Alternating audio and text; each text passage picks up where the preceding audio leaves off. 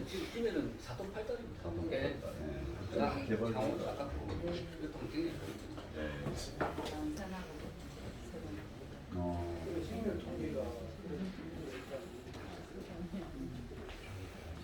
경남 지금 양재학 대표님이 많이 애를 쓰고 예.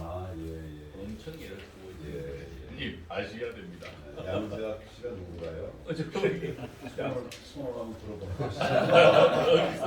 다른 분이 모르는 분이 많을 테니까. 예, 반갑습니다.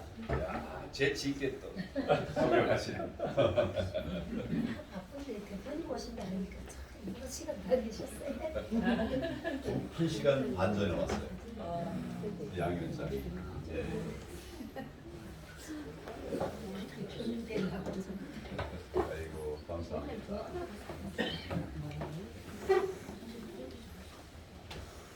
누가 한번 진행하세요? 예, 하겠습니다.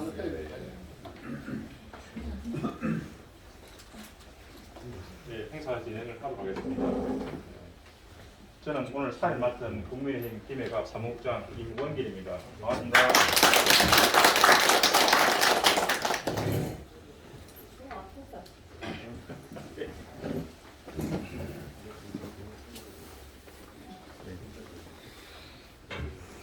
황교안 전 대표님 김해 방문을 환영해 주시기 위해 추운 날씨에도 불구하고 귀한 걸음 해주신 당원 여러분께 진심으로 감사드립니다.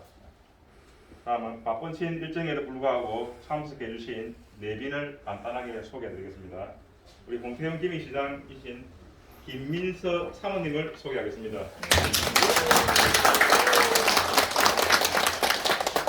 네, 다음은 경상남도의회 최학범 부의장님을 소개하겠습니다.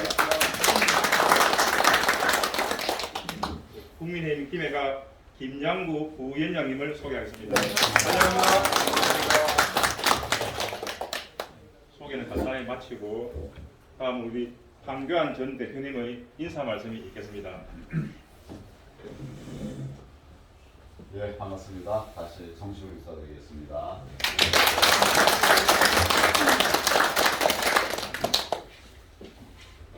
김해가 참 관리하기 어렵고 힘들었던 그런 지역으로 알고 있습니다. 우리가 아마 국회의원을 먹어본 지가 꽤 좀 됐죠? 그러나 불가능은 없습니다. 반드시 여러분들의 열정이 불가능을 뚫고 다시 김해에도 우리 의석을 차지하는 그런 날이 될 수 있도록 노력을 하겠습니다. 제가 당대표 시절에 대표되고 나서 바로 두 개의 보궐선거가 있었어요. 창원선, 성산, 통영, 고성 두 곳인데 통영, 고성은 본래 우리가 잘 할 수 있는 곳입니다. 거기는 뭐 거의 이겼던 곳이고 진 적이 없는데 그런데 그 직전의 선거에서는 정말 바람이 불어가지고 시장이 두 자리가 있는데 두 자리가 다 민주당으로 넘어갔어요. 창원, 성산뿐만 아니라 통영, 고성도 힘들다라고 할 때 또 이제 창원, 성산은 말할 것도 없고요. 그게 이제 두산중공업인가요? 근로자들이 많은 곳이어서 우리가 굉장히 어려운 곳이었죠. 처음 시작할 때는 둘 다 지는 거 아니냐. 또 뭐 이렇게 당도 정말 어려울 때 제가 이제 대표가 됐으니까 그런 걱정들을 다 했는데 결과는 어땠습니까? 다 기억이 좋으셨죠? 창원, 성산에서도 이길 뻔했어요. 통영, 고성에서는 뭐 압승을 했고 그 원인이 뭐냐? 우리 약하니까 힘을 합해야 된다. 그래서 제가 서울에서까지도 내려오라 그랬어요.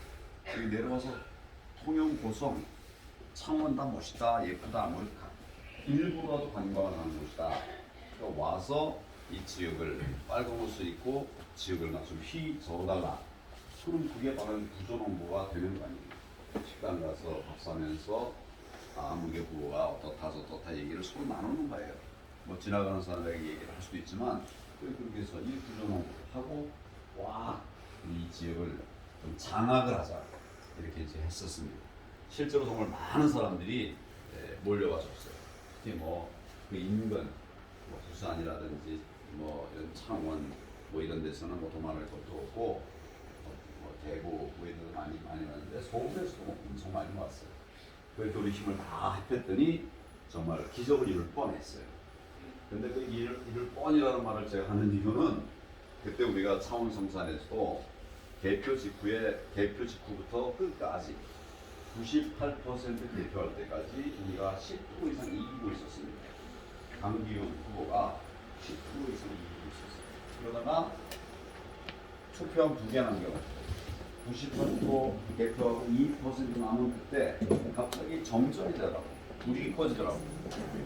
그래갖고 40분을 불이 안 들어왔어요. 또 우리들이 빨리 불 켜라, 개표 빨리 해라, 막 이렇게 이제 야단으로 했거든요. 근데 그걸 그러고 나서 이제 40분 지난 다음에 개표가 다시 시작됐는데 꼭 투표한 2개 남아 있는 거 그것이 전부 다 민주당 쪽으로 가는 거예요. 그래 결국은 우리가 10% 이상 이기고 있다가 마지막 그 투표함 개표할 때 우리가 508표를 졌어요, 거꾸로. 요즘 같으면 이건 부정선거라고 그냥 폭동 일어났을 텐데 그때만 해도 설마 그런 일이 있으랴 이래갖고 다 그냥 이렇게 넘어가고 말았습니다. 근데 그때 제가 이렇게 우리가 많은 표를 얻을 수 있었다는 것이 바로 뭐냐면 어려운 때라도 똘똘 뭉치면 이길 수 있는 길이 있다. 질 것도 합하면 이길 수 있다. 아마 여기도 창원 성산 정도로 쉽지 않은 곳이라고 나는 알고 있습니다. 그렇지만 우리가 다시 모아서 똘똘 뭉치면 여기서 우리가 국회의원 배출할 수 있어요. 그런 희망, 꿈을 가지지 않으면 되질 않죠. 저는 사실 대표 시절에 호남에 3명의 국회의원을 배출해야 된다. 그런 생각을 하고 진행을 사실 했었어요. 광역별로 광주, 전남, 전북 거기 이제 지역구 당선시키는 건 쉽지 않겠지만 그 준비 작업을 하고 비례대표를 배치하고 준비 작업이라는 게 뭐냐면 그 지역에 이제 아주 좋은 사람들을 찾아가지고 정말 좋은 사람들을 오게 할 수 있는 유인책이 있죠. 여기서 경선에서 지더라도 열심히 다 한 사람은 그 다음에 비례대표를 준다. 그러면 이제 4년 지나고 나면 비례대표가 될 수가 있지 않습니까? 그 안에서의 경쟁은 좀 쉽죠.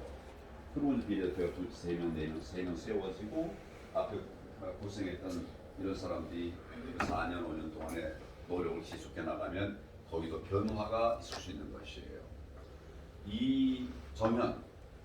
이정현 의원이 거기서 지역구에서 됐잖아요. 이런 것을 만들어가야 된다라고 저는 생각해요. 기적을 이루는 것이 정치 아니겠습니까? 지금 여기도 많은 어려운 분들이 어려운 상황 속에서 많이 일해 주신 것을 제가 아주 고맙게 생각을 합니다. 또 다행히 우리 홍태영 시장이 또 여기 당협위원장으로부터 진출을 해가지고 성공하지 않았습니다. 바로 옆에 성공 사례가 있는 거예요. 그래서 우리 이런 힘들을 다 모아가지고 결국 이쪽을 좀 바꾸라고 그렇게 할 수 있다.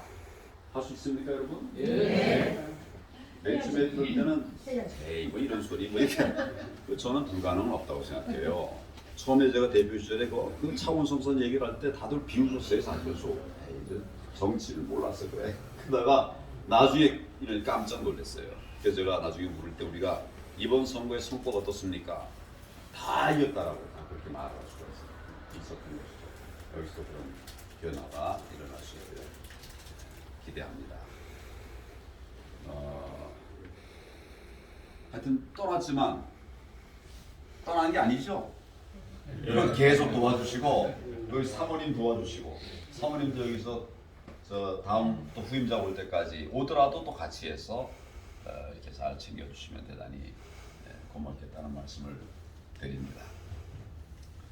저는 우리 당에 다시 이제 나오면서 이런 생각을 했어요. 지금 정권은 교체했다. 정권 교체했죠. 누가 했습니까? 맞아요. 아니 나는 이게 변화라고 생각해요. 전에 같았으면 후보가 됐습니다. 뭐 누가 됐습니다. 이렇게 했다고 하는데 지금은 사실은 우리가 했어요. 국민들이 했습니다. 정말 귀한 일을 하셨습니다. 고생 많이 하셨습니다.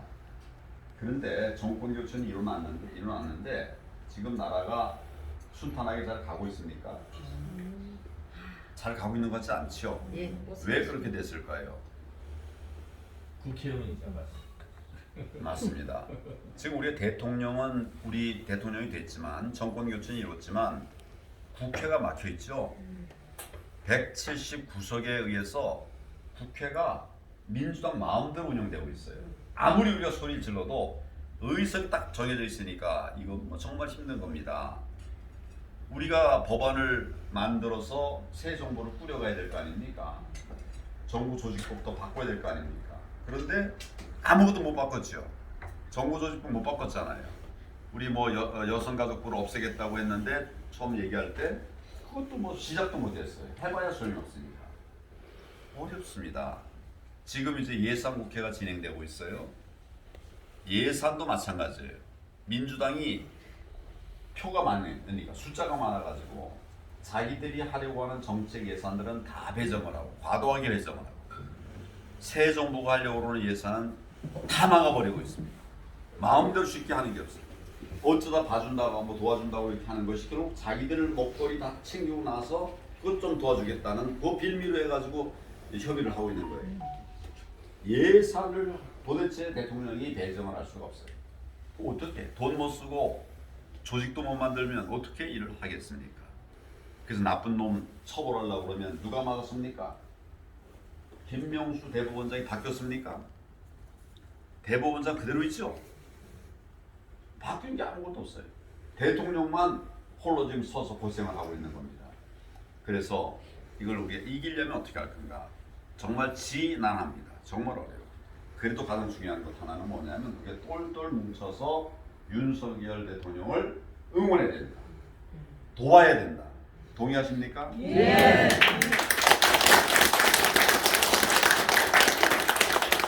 응원한다고 말을 해야 돼요. 속으로만 그냥 아니 나 응원해 이렇게 해가지고 힘을 낼 수가 없습니다.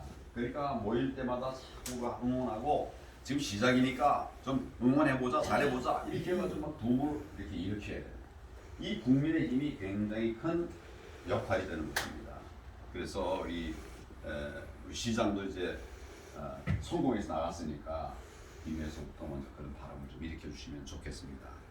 둘째는 그럼에도 불구하고 우리가 혁신해야 됩니다. 바뀌어야 됩니다. 바뀌지 않으면 국민의 신뢰를 얻을 수가 없습니다.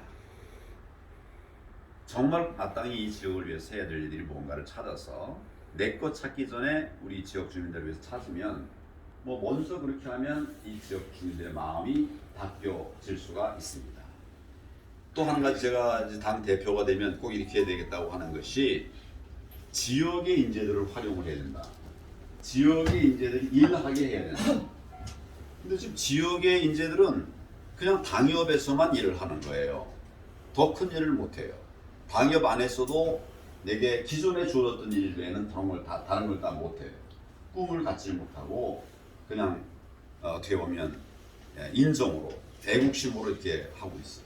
그래서 저는 지역 인재들에게 기회를 줘야 된다고 생각합니다. 아까 제가 호남에도 3명의 국회의원을 배출해야 된다라고 얘기를 했었는데 없다고 포기하면 절대 안 돼요. 우리도 이 지역에 지금 우리 인재 없다. 없기는 왜 없습니까? 좋은 인재를 찾아서 발굴하면 지금은 좀 부족해도 2년 뒤는 얼마든지 좋은 인재들을 만들어낼 수가 있어요. 2년이면 충분합니다.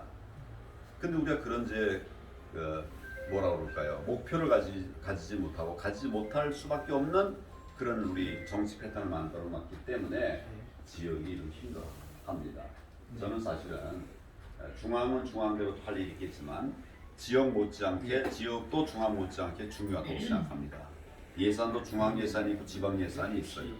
그러니까 나눠서 이렇게 해야 되는데 지방에 너무 기회가 안 들어가고 이 점에 대해서 이걸 바꾸는 것 제도는 혁신이라고 생각합니다. 이렇게 현장이 바뀌어야 우리가 바뀌지 않겠습니까? 그런 생각을 합니다. 세 번째로는 서로 음악을 배경으로 해가지고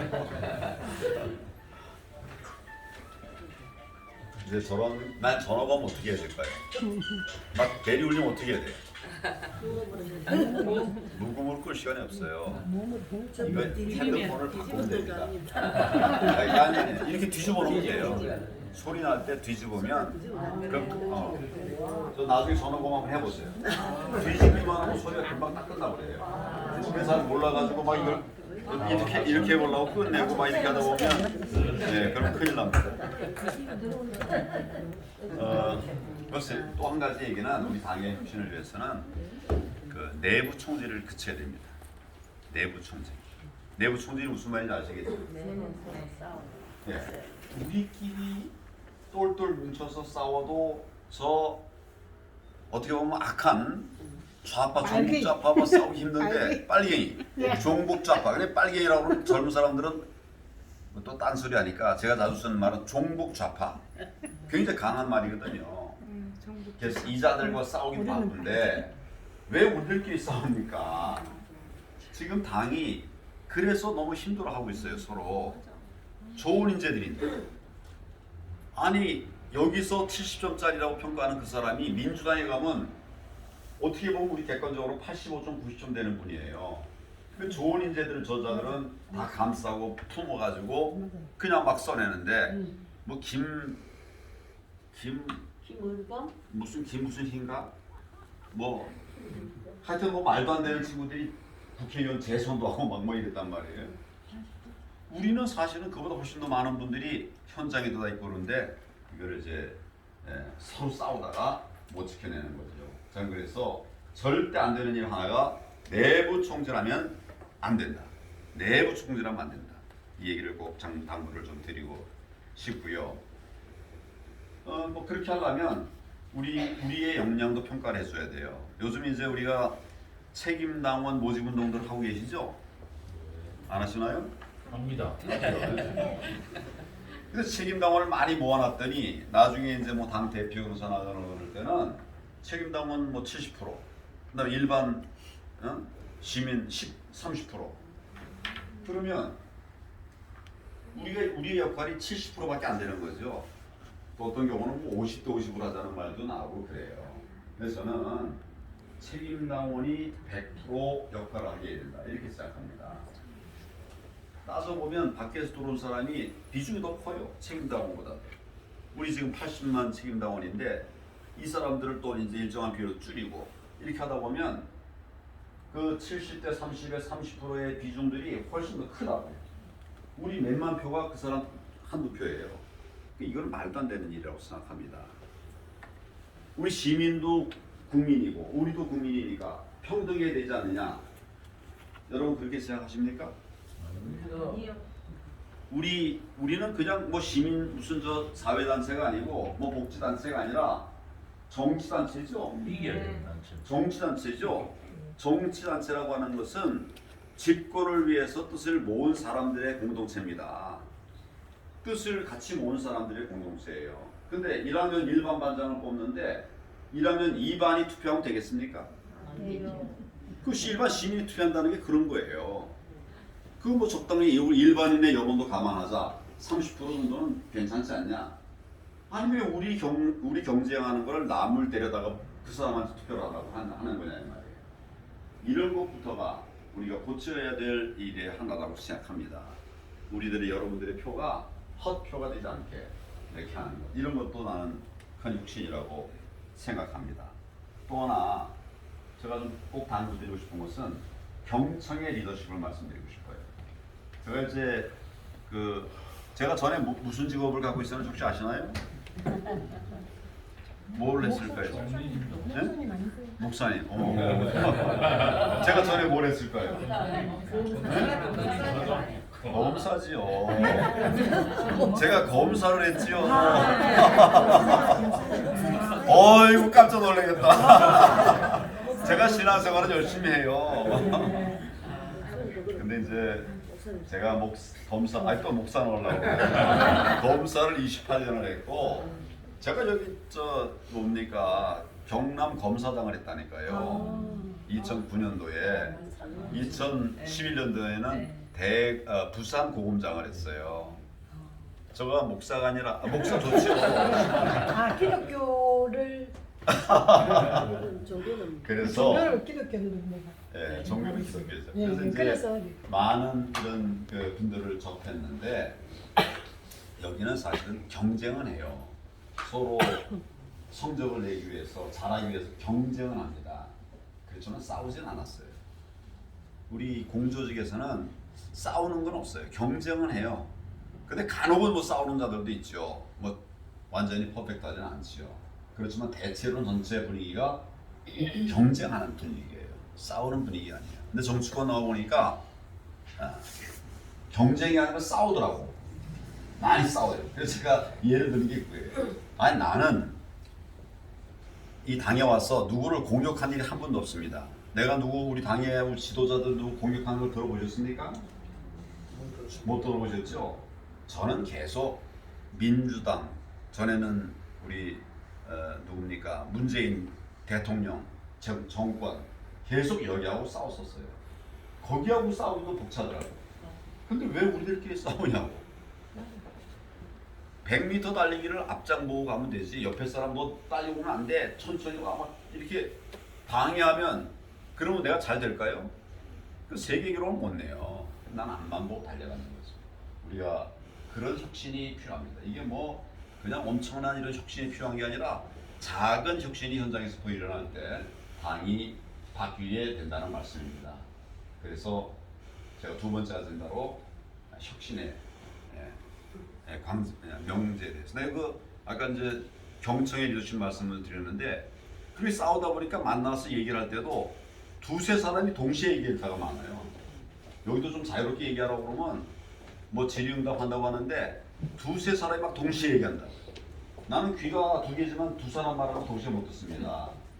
그 남들이 얘기하는데 막 끼어들어가지고 막 이렇게 하는 사람 엄청 많아요. 여러분 그런 경우 없습니까? 특히 정치형 얘기신 거예요. 그래서 저는 제가 회의할 때는 꼭 뭐라고 얘기할 때 옆에 사람 얘기하는데 하면 잠깐 저 사람 얘기 좀 듣고 삽시다. 또 끼어들면 또 맞고 또 누가 혼자 계속 많이 말하면 오늘 말 안 한 사람 얘기도 들어봅시다. 그렇게 사회를 해요. 맞죠? 맞습니다. 여기 맨날 나한테 할 일이 많아서 얘기를 많이 하면 잠깐 저기 얘기 들어보자고 내가 아직 그래요. 그런 경성의 리더십이 우리 보수파의 혁신에 꼭 필요한 요소라고 저는 생각을 합니다. 동의하십니까? 네.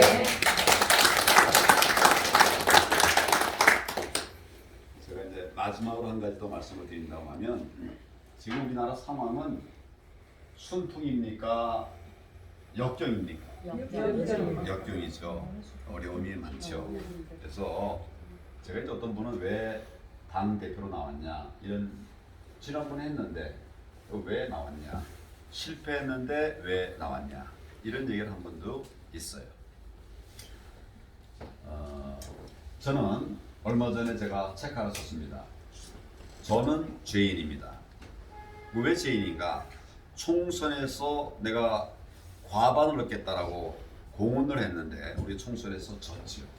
그래서 나라가 이렇게 문재인 정권에게 넘어가고 뭐 그때 우리가 뭐 넘어간 다음에 이제 우리가 했지만 문재인 정권을 견제할 힘을 얻지 못하고 결과적으로 국민을 지켜내지 못한 것입니다.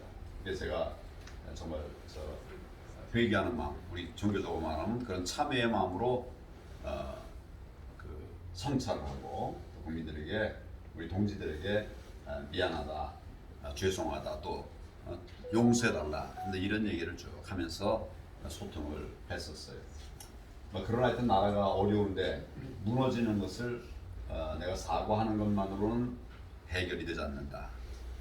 무너진 것을 내가 책임지고 다시 또 역할을 해내야 된다. 이런 생각을 가지고 쓰러진 곳에서 다시 시작하겠습니다. 이렇게 말씀을 드리고 당대표 출마 선언을 했습니다. 이제 여러분들이 많은 걱정을 하시는데 지금 대한민국은 굉장히 위기입니다. 어렵습니다. 위기를 극복해 본 사람이 리더가 되어야 될 때가 아닌가 저는 그런 관점을 가지고 나왔습니다. 저는 뭐 많이 아시다시피 입법부, 사법부, 행정부에서 모두 책임 있는 그런 역할을 수행하면서 공직 생활을 지냈습니다. 또 제가 마지막 부분에는 대통령 탄핵에 의해서 그 대통령 지금 권한대행을 했습니다. 대통령 권한대행 시기라고 하는 것은 누리는 시기가 아니라 정말 위기의 시기였습니다. 위기의 연속인 그런 시기였습니다. 그러나 국민들의 도움으로 제가 그 대통령 권한대행으로서의 그 공백기를 잘 넘어갈 수가 있었습니다. 저는 위기를 극복해본 경험이 있는 사람입니다. 정주영 회장이 해봤어? 이런 얘기를 했습니다. 뭐 이론적으로 막 따지면 그래 해봤냐고. 해본 걸로 말하면 정주영 회장을 앞서갈 사람이 없죠. 그래서 지금은 해본 리더십이 필요할 때다 이런 생각을 하고 나라와 또 당과 국민들을 살리기 위해서 저의 작은 힘이라도 보태야 된다 이런 생각으로 당대표 출마를 하게 됐습니다. 여러분들께서 잘 참고하시고 또 나라를 살릴 리더들 많이 세우셔야 됩니다. 저는 저만 해야 된다 이런 생각하지 않습니다. 저가 만약 대통령이 돼가지고 이거 정권을 잘 확보해서 마쳤다고 합시다. 근데 그 다음엔 어떻게 되겠습니까? 지금 윤석열 대통령 다음에 제가 만약 정권을 잡아가지고 잘 운영을 했다. 그럼 그 다음엔 또 어떨까요? 누가 대통령이 돼야 될까요? 누가 돼야 될까요? 아직 홍태영 시장은 좀 더 준비가 필요할 것 같고 누가 다음 세 번째 대통령이 돼야 될까요? 그냥 뺏겨도 괜찮은가요? 뺏기면 안 되죠. 절대 안 되죠. 네. 경험했잖아요 우리가. 네. 그러면 그 다음 대통령은 누가 돼야 되냐?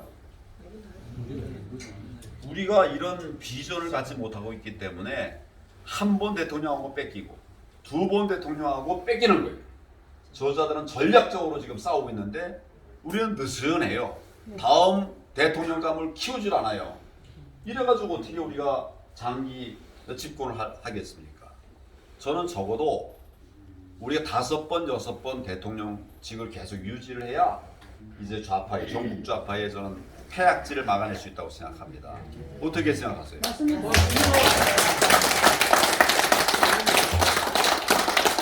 그러려면 25년 우리가 집권을 하려면 대통령 5명이 필요하고 30년 하려면 몇 명이 필요합니까? 6명 필요해요. 1명이 지금 나왔죠. 그러면 이제 5명이 있으면 되는 거예요. 근데 우리 주변에 대통령감 5명이 있습니까? 솔직히 말하면 아직 없죠. 우리 그런 준비가 하나도 없이 이렇게 정치를 해온 거예요. 그래서 저는 이거 좀 우리가 이 정말을 우리가 성찰하고 고쳐서 내가 내부 총질하지 마라, 싸우지 마라 하는 것은 그나마라도 다 우리 당에서 인재들끼리서 싸우는 거 아닙니까? 그 사람들 중에 누가 다음 정권을 잡아야 되고 하나 되는데 깎아가지고 다 죽여버려요. 키워야 될 사람들. 그래서 저는 정말 30년 프로젝트를 생각해야 된다. 제가 청년들에 대한 관심이 많은 걸 혹시 여러분 아십니까? 모르십니까? 잘 모르세요? 청년들이 중요합니다. 작년이 중요하지 않아서가 아니라 청년들이 우리 미래를 위해서 중요해요. 여러분 한번 생각해 보십시오. 우리가 30년 집권을 계속 하려고 한다. 30년 뒤에는 그때 일하기 좋은 50대, 60대가 지금 몇 대입니까? 30년 뒤라고 하면 20대, 30대가 결국 다음 대통령이 될 거 아닙니까? 근데 갑자기 나와서 젊은 사람이기 때문에 대통령 해라라고 하면 할 수 있습니까? 이준석처럼 되는 거예요. 자기 똑똑하다고 생각하지 실제 훈련되지 않은 이런 대통령에 만들 수가 없지요. 그러니까 제가 젊은 사람을 지금부터 키워야 된다고 하는 거는 지금 키워서 20대가 20년 뒤에 30년 뒤에는 50대가 됩니다. 대통령 되기 딱 좋아요. 혹시 여러분 마크롱이라고 아시나요? 프랑스 대통령이죠. 대통령 될 때 나이가 몇이었는지 아십니까? 39이었어요. 39. 지금 여기는 39보다 다 위죠? 다 대통령감이에요, 여러분들이. 그래서 저는 저는 심지어 70대에서도 대통령감을 찾아야 된다고 생각해요. 60년, 바이든 지금 79세예요? 80세예요? 81세인가? 그렇잖아요. 근데 우리가 그런 설계 없이 그냥 뭐 소리만 쳐가지고 되는 게 아닙니다. 그래서 70대, 60대, 50대, 30대, 20대, 10대 이렇게 해가지고 우리가 대통령 5명 배출하려면 인재가 5명만 있으면 안 되겠죠. 서로 3명, 4명이 경합해가지고 결국 그 중에 정말 국민의 선택을 받는 사람이 다음 대권 주자가 되어야 되지 않겠습니까? 이러면 항상 우리에게 한 20명 정도의 대통령감이 있어야 되는 거예요. 근데 제가 아까 여러분이 물어봤잖아요. 우리 대통령감이 있습니까? 그러니까 우리가 이어가지 못하면 늘 불안한 것입니다. 혹시 한 사람이 실수하면 다른 사람이 또 일어서가지고 저는 그래서 우리끼리 싸우면 안 된다. 정말 우리가 큰 비전을 가지고 싸워야 할 대적은 종북 좌파입니다. 우리끼리 싸우지 말고 우리 안에서 인재를 발굴해내고 그래서 우리 어떻게 보면 남쪽에 이렇게 치우쳐 있지만 여기서도 지금 대통령이 몇 명 나왔습니까? 이쪽에서 그렇잖아요. 앞으로도 많이 또 준비하셔야 돼요, 여러분. 그렇게 해가지고 이제 뭐 우리 위원장이 오면 앞으로 이제 뭐 많이 모이겠지만 위원장 오기 전에도 우리 사무국장 또 우리 저 도의원 이렇게 중심으로 해가지고 쉬면 안 됩니다. 쉬지 말고 계속해서 정말 우리가 꿈꾸던 대한민국 만들어갈 수 있도록 힘을 모아 갔으면 좋겠습니다. 저도 그 역할을 하겠습니다. 감사합니다.